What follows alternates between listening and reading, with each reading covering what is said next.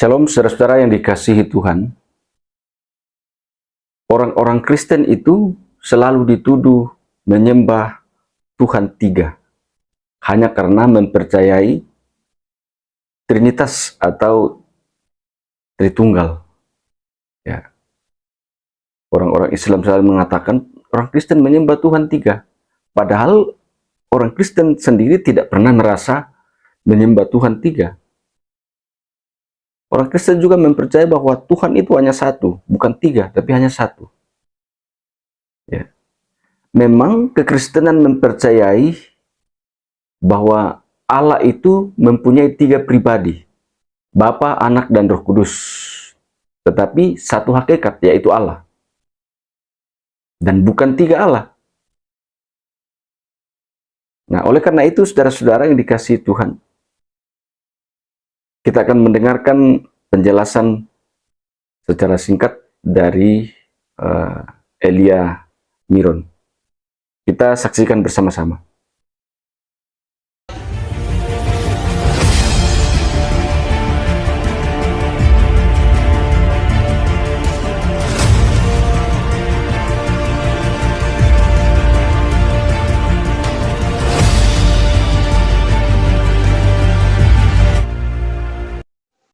Salam semuanya, damai dari Allah Sang Bapa menyertai kita sekalian di dalam Kristus Yesus Tuhan. Pada video ini saya akan menjabarkan mengenai penjelasan Trinitas yang kerap kali disalahpahami oleh banyak orang. Nah, apa itu Trinitas? Ya. Allah Tritunggal atau Allah Trinitas berasal dari kata Latin Trinitas, di mana terbentuk dari dua kata tri dan unitas. Tri artinya tiga, unitas artinya keesaan. Ya, jadi Trinitas adalah ketigaan yang esa atau a compounded singleness. Nah, ketigaan yang esa maksudnya apa? Apakah tiga di dalam esa dan esa di dalam tiga? Nah, begini ilustrasinya. Allah yang esa, Allah itu artinya sesembahan. Makanya bunyi semua Israel adalah semua Yisrael Adonai Elohinu Adonai Ehad. Jadi Allah itu artinya sesembahan, bukan nama. Allah yang esa atau sesembahan yang esa hanyalah Sang Bapa. Ingat, Allah yang esa hanyalah Sang Bapa. Ya, Dia disebut sebagai Sang Bapa karena Dialah sumber segala sesuatu. Nah, Sang Bapa ini memiliki nama perjanjian atau nama keagungan kepada Musa adalah Yod-Heh-Vaveh atau Adonai, yang arti Yod-Heh-Vaveh ini adalah Sang Ada. Jadi artinya Sang Bapa ini adalah Sang Ada. Nah, Sang Bapa ini sifatnya itu transenden, tidak terhampiri, memenuhi segala ruang dan waktu, tidak terhampiri dan tidak kelihatan. Oke? Nah, Allah yang esa yaitu Sang Bapa tadi, di dalam dirinya Dia itu memiliki firman atau logos, di mana firman itu dimaksudkan sebagai daya ciptanya, ilmunya, dan kecerdasannya sendiri. Ya, di mana Sang Bapa menciptakan segala sesuatu itu melalui firman-Nya, melalui daya cipta, melalui ilmunya sendiri. Makanya berfirmanlah Allah artinya berfirmanlah Bapa. Berfirmanlah Allah jadilah terang, artinya Bapa menjadikan terang menggunakan firman-Nya. Karena berfirman adalah kata kerja, sedangkan kata bendanya adalah firman. Ya. Jadi Sang Bapa di dalam dirinya Dia memiliki firman atau logos, dan logos itu disebut sebagai Sang Anak. Yohanes 1 ayat 3. Selain memiliki firman atau kecerdasan, Sang Bapa juga memiliki roh, yang oleh roh itu Dia menghidupi segala sesuatu. Itulah Roh Kudus. Jadi Roh Kudus itu adalah hidupnya atau hayatnya, menurut Ayub 33 ayat 4.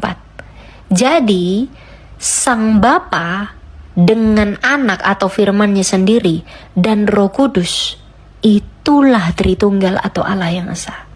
Jadi, Tritunggal itu tidak pernah berbicara tentang berapa Allah, melainkan berbicara tentang bagaimana Allah yang esa itu. Seperti apakah Allah yang esa itu? Oh, ternyata Allah yang esa itu adalah Sang Bapa yang memiliki kecerdasan atau firman, yang olehnya segala sesuatu diciptakan, dan memiliki roh, yang oleh rohnya Dia menghidupi segala sesuatu. Ya, jadi itulah Tritunggal. Nah, mengenai Yesus, Yesus adalah firman Allah yang menjadi manusia, Yohanes 1 ayat 14. berinkarnasi. Jadi firman Allah yang menjadi daging.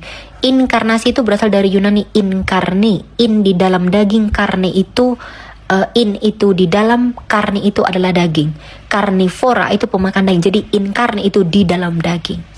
Nah, diberi nama Yesus atau Yehoshua, di mana arti nama Yesus ini berasal dari dua kata Ibrani, yaitu Yod He Vav, ya, artinya Bapa tadi, dan Yasha, artinya keselamatan. Jadi, arti nama Yesus adalah Allah lah keselamatanku.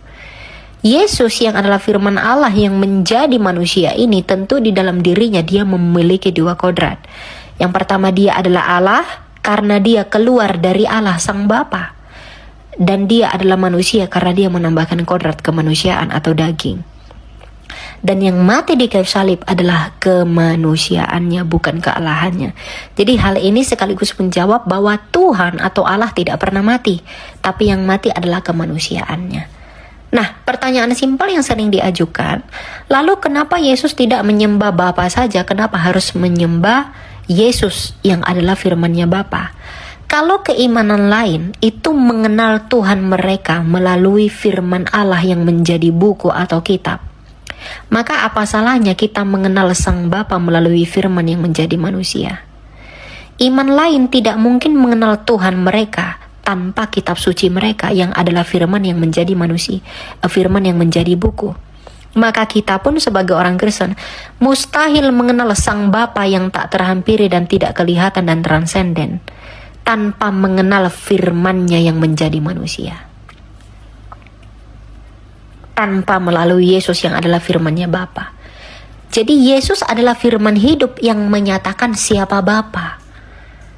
Jadi di luar Yesus kita tidak mungkin mengenal Bapa, tidak mungkin sampai kepada Bapa.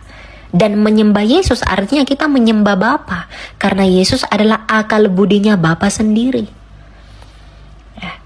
Jadi tidak mungkin kita bisa mengenal, mengetahui, dan tahu siapa Bapa tanpa firman-Nya yang menjadi manusia itu. Makanya Yesus berkata, "Akulah jalan kebenaran dan hidup, tak seorang pun yang dapat datang kepada Bapa kalau tidak melalui Aku." Pada peristiwa transfigurasi, Sang Bapa juga berkata, "Inilah anak yang kukasihi, dengarkanlah dia." Inilah alasan mengapa di luar Yesus tidak mungkin kita sampai kepada Bapa.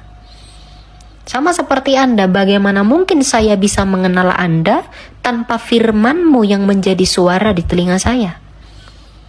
Maka kita pun tidak bisa mengenal Bapa, manusia tidak bisa mengenal Bapa yang tak kelihatan tanpa firman-Nya yang menjadi manusia. Makanya Rasul Yohanes berkata dalam 1 Yohanes 1, yang kami beritakan adalah firman hidup. Ya, jadi inilah penjabaran Trinitas.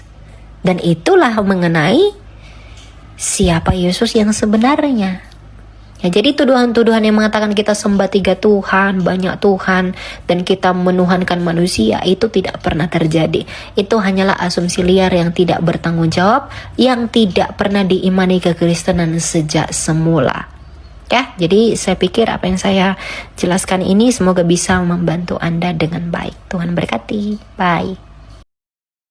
Oke, saudara-saudara, semoga video ini dapat bermanfaat, penjelasan ini dapat bermanfaat bagi kita, mengedukasi kita, supaya kita lebih memahami tentang apa itu Tritunggal. Tritunggal bukan 3 Allah. Jangan percaya tuduhan-tuduhan kosong dari agama seberang yang hanya terus akan memojokkan kita, padahal di dalam Alkitab sendiri tidak pernah mencatat 3 Tuhan. Sekali lagi bahwa kekristenan mempercayai Allah itu mempunyai 3 pribadi, yaitu Bapa, Anak, dan Roh Kudus. Itulah yang disebut dengan Trinitas. Tuhan Yesus memberkati saudara-saudara sekalian.